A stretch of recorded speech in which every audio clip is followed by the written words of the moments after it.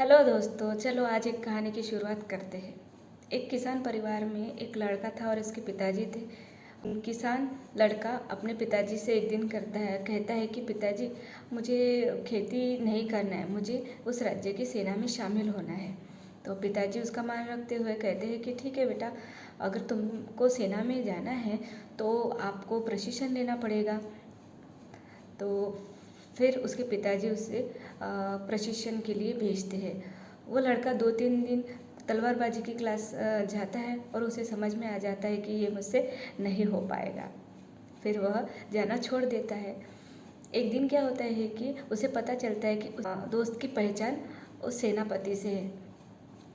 तो उसके माध्यम से वो पिछले दरवाजे से यानी बैक डोर से वो उसे एंट्री मिल जाती है राज दरबार में। तो उसे इस जगह नियुक्त किया जाता है कि जहाँ सेना को स्टैंड बाय में रखा जाता है, मतलब ज़्यादा उनका काम नहीं पड़ता, ऐसी सेना में उसे शामिल किया गया।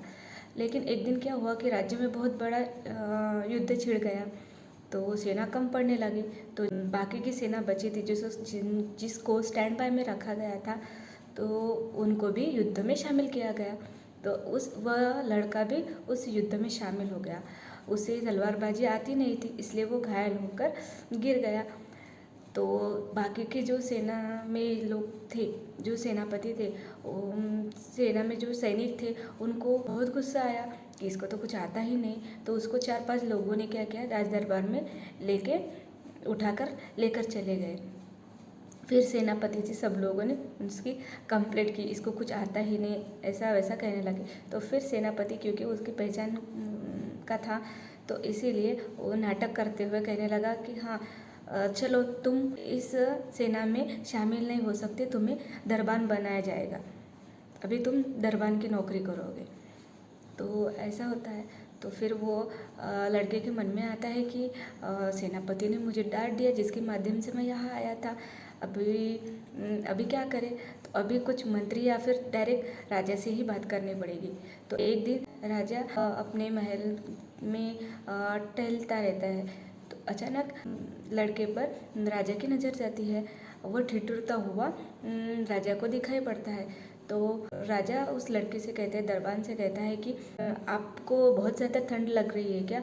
आप ठिठुर रहे हो, इतना पतली वर्दी में आप यहाँ पर खड़े हो, कंबल क्यों नहीं लाए साथ में? तो वह अपना दुखड़ा राजा के सामने रोने लगा कि मुझे ठंड लगती है, मैं यहाँ पर खड़ा हूँ। उसको लगा मन ही मन में अगर ऐसा बताऊँगा तो शायद मुझ पर राजा दया कर दे और सैनिक की टुकड़ी में डाल दे। लेकिन ऐसा नहीं हुआ। राजा ने कहा कि ठीक है, आपको बहुत ठंड लग रही है, मैं महल में जाकर आपके लिए कंबल भेजता हूँ। ऐसा कह के राजा चल दिए।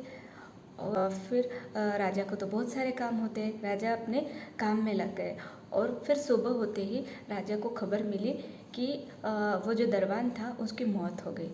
फिर राजा देखने लगे जाकर, तो वहाँ पर एक चिट्ठी उस दरबान ने छोड़ कर रखी थी।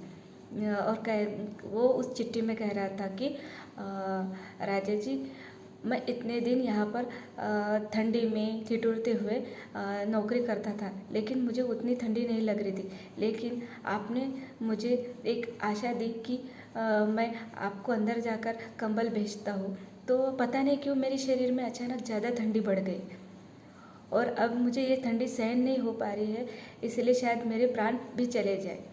ऐसा उस चिट्ठी में लिखा था। राजा ने वह चिट्ठी पढ़ी।